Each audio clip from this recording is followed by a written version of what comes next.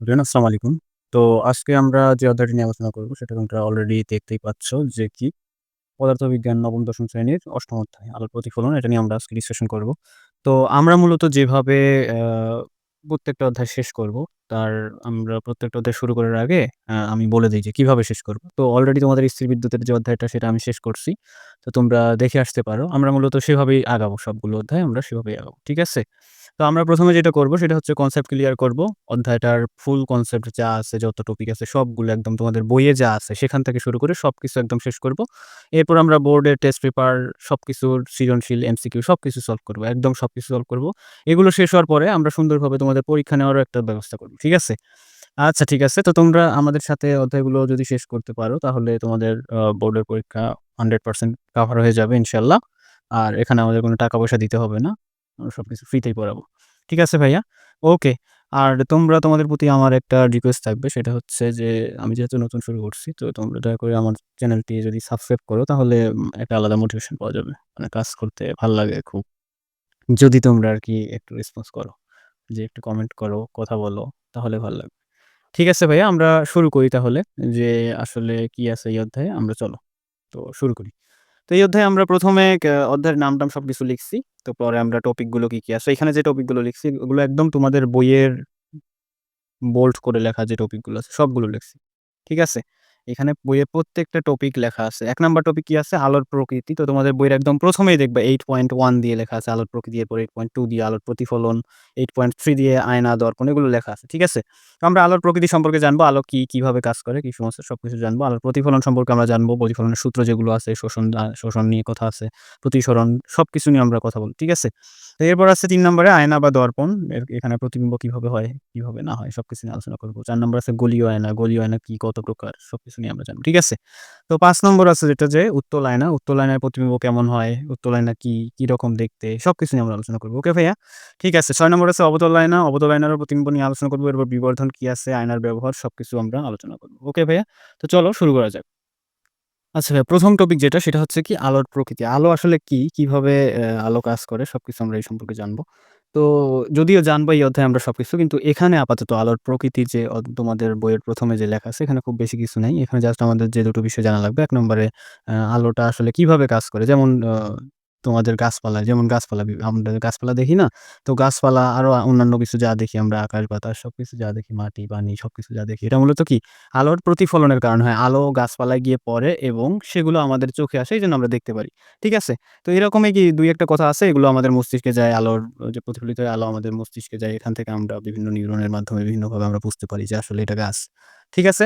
তো গাছ, গরু, ছাগল সবকিছুই আমরা এভাবেই মূলত দেখি। এগুলো আমাদের জানা লাগবে না। এই টপিকটা খুব একটা ইম্পোর্টেন্ট না। তো মেইন কথা হচ্ছে এই টপিকে যেগুলো আলোচনা করা আছে সেগুলো আমরা একটু বলেই দিলাম যে গাছপালা দেখা যায়, আলোর প্রতিফলন হয়ে সেগুলো চোখে আমাদের আসে, এরপর দেখা যায় ইত্যাদি, ইত্যাদি। তো এখান থেকে আমাদের একটা বিষয় জাস্ট জানতে হবে। কি বিষয় জানতে হবে আমাদের? যে আলো হচ্ছে বিদ্যুৎ চম্বুকীয় তরঙ্গ। আলো কি? আলো একটা তরঙ্গ, সেটা কি? বিদ্যুৎ চম্বুকীয় তরঙ্গ। ঠিক আছে?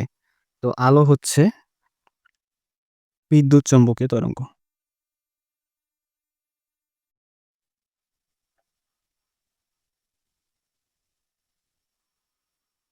এটা আমাদের জানতে হবে। আরেকটা বিষয় জানতে হবে, যেহেতু এটা তরঙ্গ সুতরাং এর একটা নিশ্চয়ই তরঙ্গ দৈর্ঘ্য আছে। সুতরাং আলোর যে তরঙ্গ ৪০০ ন্যানোমিটার থেকে ৭০০ ন্যানোমিটার এই তরঙ্গটাকে আমরা দেখতে পারি। ঠিক আছে? এই আলোটাকে আমরা দেখতে পারি। তো এতটুকু জানলেই হবে। এরপরে আমরা নেক্সট টপিকে যাব। ঠিক আছে ভাইয়া? তো আলো একটা বিদ্যুৎ চম্বকীয় তরঙ্গ, আর আলোর যে দৃশ্যমান আলো যেটা, দৃশ্যমান আলো মানে যে আলোকে আমরা দেখতে পারি, সেই আলোর তরঙ্গদৈর্ঘ্য হচ্ছে ৪০০ ন্যানোমিটার থেকে ৭০০ ন্যানোমিটার। এটা জানলেই আমাদের হবে। ঠিক আছে? এরপর আমরা নেক্সট টপিক দেখব। ঠিক আছে ভাইয়া? তো এরপরে আমাদের যে টপিকটা আছে সেটা হচ্ছে প্রতিফলন। তো ভাইয়া প্রতিফলন যখন আমরা পড়তে যাব তখন আমাদের আরো ২ টি বিষয় আছে। একটা হচ্ছে কি প্রতিসরণ, আরেকটা হচ্ছে শোষণ। ঠিক আছে ভাইয়া? তো এখানে আমরা যেটা আঁকছি সেটা তোমরা দেখলেই বুঝতে পারবে যে এখানে ১ম মাধ্যম একটা, আরেকটা ২য় মাধ্যম। ১ম মাধ্যম, ২য় মাধ্যম কি? মনে করো এটা একটা বায়বীয় মাধ্যম, এটা একটা পানি মাধ্যম। ঠিক আছে? এপাশে আছে পানি আর এপাশে আছে মনে করো বায়বীয় বাতাস। ঠিক আছে?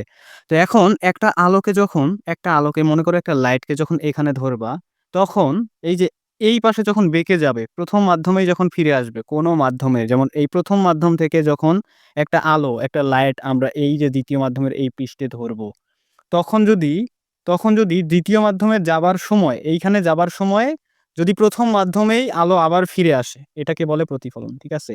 আমরা লাইট ধরবো, লাইট ধরবো, এই ধরার পর প্রতিফলিত হয়ে আলো আবার প্রথম মাধ্যমেই যখন ফিরে আসে তখন সেটাকে প্রতিফলন বলব। ঠিক আছে? আরেকটা হচ্ছে কি খানিকটা আলো দ্বিতীয় মাধ্যমে ঢুকে যায়। এই যে এখানে দেখো কিছু আলো এই দিকে ঢুকে গেছে, এই যে লাল দিয়ে দেখানো হচ্ছে। এই খানিকটা আলো যদি দ্বিতীয় মাধ্যমে ঢুকে যায় তখন সেটাকে প্রতিসরণ বলে। ঠিক আছে? আবার আরো কিছু অংশ আছে আলোর, যেই অংশটা শোষিত হয়ে যায়। ঠিক আছে? যে অংশটা কি এই সোজাসুজি শোষিত হয়ে যায় সেটাকে শোষণ বলে। ওকে, আশা করছি প্রতিফলনও বোঝা শেষ। সেই সাথে প্রতিফলন, প্রতিসরণ, শোষণ দুটোই বোঝা শেষ। এরপর আমরা আলোর প্রতিফলনের সূত্র নিয়ে আলোচনা করব। ঠিক আছে ভাইয়া? ওকে ভাইয়া, আমরা এবার প্রতিফলনের ২ টি সূত্র নিয়ে আলোচনা করব। সেটি হচ্ছে কি? ১ম সূত্র দেখো ভাইয়া কি দেয়া আছে? ১ম সূত্র দেয়া আছে আপাতন রশ্মি এবং লম্ব দিয়ে আমরা যে সমতলটি কল্পনা করে নিয়েছিলাম প্রতিফলিত রশ্মিটি সেই সমতলেই থাকবে। এটা কি কিছু বুঝছো? এটা কি কিছু বুঝছো? এই যে এখানে, এখানে দেখো। এখানে একটা সমতল আছে না? এখানে মনে করো একটা সমতল। এই যে আপাতন রশ্মিটি। এটাকে বলে আপাতন রশ্মি। ঠিক আছে? আপাতন রশ্মি। এই যে এই রেখাটাকে আপাতন রশ্মি বলে। এই রশ্মিটি যেই সমতলে থাকবে, এই রশ্মিটিও সেই সমতলেই থাকবে। এটাকে বলে প্রতিফলন রশ্মি। ওকে ভাইয়া? বুঝছো কি? আশা করি বুঝছো। আপাতন রশ্মি এই রশ্মিটি যে সমতলে থাকবে, প্রতিফলন রশ্মিটিও সেই সমতলেই থাকবে। এটাই বলছে ১ম সূত্রটা এটাই বলছে। ২য় সূত্র বলছে প্রতিফলন কোণটি হবে আপাতন কোণের সমান। প্রতিফলন কোণ কোনটা ভাইয়া? এই যে এখানে যদি একটা লম্ব কল্পনা করি, তাহলে এই যে এইটা হচ্ছে কি? এইটা কি এইটা? এইটা কি? এইটা হচ্ছে আপাতন কোণ। এই যে এই কোণটা আছে না? এই কোণটা প্রতিফলন কোণ যদি হয় তাহলে এই যে theta i equal to theta r হবে। কি ভাইয়া বুঝতে পারছো? আপাতন কোণ এই এখানে লম্ব কল্পনা করলে এখানে যে কোণটা হয় এই কোণটা প্রতিফলন কোণের সমান হবে। এই কোণ সমান এই কোণ হবে। তো আশা করি বুঝছি ভাইয়া। এরপর আমরা নেক্সট টপিক দেখব। আচ্ছা ভাই, আমাদের এইবার টপিক হচ্ছে আয়না বা দর্পণ। ঠিক আছে? তো আয়না বা দর্পণ কি? আয়না বা দর্পণ হচ্ছে এই যে যখন আমাদের প্রতিফলন ঘটে, যখন আমাদের আলো প্রতিফলিত হয়ে যায়, কিসের মধ্যে প্রতিফলিত হয়? আয়না বা দর্পণ হইলে সেটা পুরোপুরি ভালোভাবে প্রতিফলিত হয়। তো ঠিক আছে? তো এটা যদি আমাদের আয়না হয়, এই যে A আর B যেটা দেখা যাচ্ছে না? এটা যদি আমাদের আয়না হয়, মনে করো এইখানে এটা পুরোটা একটা আয়না। ঠিক আছে ভাইয়া? তো এই আয়নার মধ্যে দেখো, এই আয়নার মধ্যে কি হয়? যখন এখানে একটা কোনো বস্তু থাকে, তখন আমরা কি করি? যখন এইখানে কোনো একটা বস্তু থাকে, এই বস্তু থেকে আলো প্রতিফলিত হয়ে এই পাশে আমাদের চোখে যায়। তো এই চোখে যাওয়ার মানে আয়না কিভাবে কাজ করে সেটাই আমরা দেখতেছি। ঠিক আছে ভাইয়া? কিভাবে আয়না কাজ করে সেটাই আমরা দেখতেছি। তো এখানে একটা বস্তু থাকলে এটা আয়নায় প্রতিফলিত হয়ে এই আমাদের চোখে যায়। তো আমাদের চোখ মনে করে, আমাদের চোখ দেখে যে কি আয়নাটা এখান থেকে বস্তুটা আসছে। আয়নার এই ভিতর থেকে বস্তুটা আসছে। তখন কি হয়? এটা সেরকমই দেখা যায় যখন এই আয়না থেকে এই বস্তুটার দূরত্ব যত, এই আয়না থেকে এই বস্তুটার দূরত্ব যত, ঠিক, ঠিক এই বস্তুটাকেও ততটুকুই মনে হয়। ঠিক আছে ভাইয়া? এই বস্তুটার দ্রুত এই চোখের মধ্যে ততটুকু মনে হয়। তো আয়না মূলত যেটা কাজ করে আয়নার এই পাশে রূপার প্রলেপ অথবা অ্যালুমিনিয়ামের প্রলেপ দেয়া থাকে। ঠিক আছে? শুধু একটা কাঁচ রাখলে কিন্তু কাঁচ প্রতিফলিত হবে না। কাঁচে আলো প্রতিফলিত হয়ে আমাদের চোখে পুরোপুরি আসবে না। এজন্য আয়না বা কাঁচের শেষে রূপার প্রলেপ বা অ্যালুমিনিয়ামের প্রলেপ দেওয়া হয়। কি দেয়া হয়? রূপা অথবা অ্যালুমিনিয়াম। অ্যালুমিনিয়াম। অ্যালুমিনিয়ামের প্রলেপ দেয়া হয়। ঠিক আছে? তো আয়নার এই আলোটা এই যে এই পাশে যে পাশে রূপার প্রলেপ দেওয়া নেই সেখান থেকে শুধু ৪% প্রতিফলিত হয়। আর এই যে পাশে রূপার প্রলেপ দেয়া আছে এখান থেকে কত পার্সেন্ট প্রতিফলিত হয়? ৯৬%। ঠিক আছে ভাইয়া? এতটুকু মনে রাখলেই যথেষ্ট এই টপিক থেকে। ঠিক আছে ভাইয়া? ওকে। আচ্ছা ভাইয়া, আমরা এইবার যেটা জানবো সেটা হচ্ছে সাধারণ আয়নায় অথবা দর্পণের প্রতিবিম্ব কিরকম হয়? তো এটা একটা মনে করো সাধারণ আয়না। কোনটা? এইটা একটা মনে করো সাধারণ আয়না। তো সাধারণ আয়নাটা এই যে এই পাশে মনে করো রূপার প্রলেপ দেয়া। ঠিক আছে ভাইয়া? এই পাশে রূপার প্রলেপ দেয়া। তো X আর Y একটা মনে করো কোনো একটা বস্তু X আর Y। তো X আর Y একটা বস্তু এই যে আয়নার সামনে যদি রাখি আমরা, আয়নার সামনে রাখি তখন কি হবে? এখান থেকে আলো আয়নাতে যাবে, এখান থেকেও আলো আয়নাতে যাবে, তাই না? এরপর প্রতিফলিত হয়ে আমাদের চোখে আসবে, তাই না? তো আমাদের চোখে আসবে। ঠিক আছে? তো প্রতিফলিত হয়ে কি হবে? আমাদের চোখে আসবে। কিন্তু আমরা কি দেখব আসলে দেখো তো? আমরা এই যে এটার প্রতিবিম্ব কোথায় দেখব? ঠিক এইখানে দেখব না? অবশ্যই। এটার প্রতিবিম্ব কোথায় দেখব? ঠিক এইখানে দেখব না? তো আমরা মনে করব আমাদের চোখ মনে করবে কি? এটা ভিতর থেকে আসতেছে। ভিতর থেকে কোথায় থেকে আসতেছে? ভিতর থেকে এই যে এই আয়না থেকে এটার দূরত্ব যত, এই আয়না থেকে মেইন বস্তুর দূরত্ব যত, আলো আয়নায় দেখলেও মনে হবে যে আয়নার এই প্রতিবিম্বটার আর এর দূরত্ব সেইম। এই দূরত্ব আর এই দূরত্ব সেম। তো সেটাই বলছে যে আয়না থেকে সমদূরত্বে হবে। আয়না থেকে কি হবে? সমদূরত্বে হবে। আর অবাস্তব হবে। অবাস্তব কেন হবে? এই প্রতিবিম্বটা কিন্তু এই পাশে দেখা যাবে না।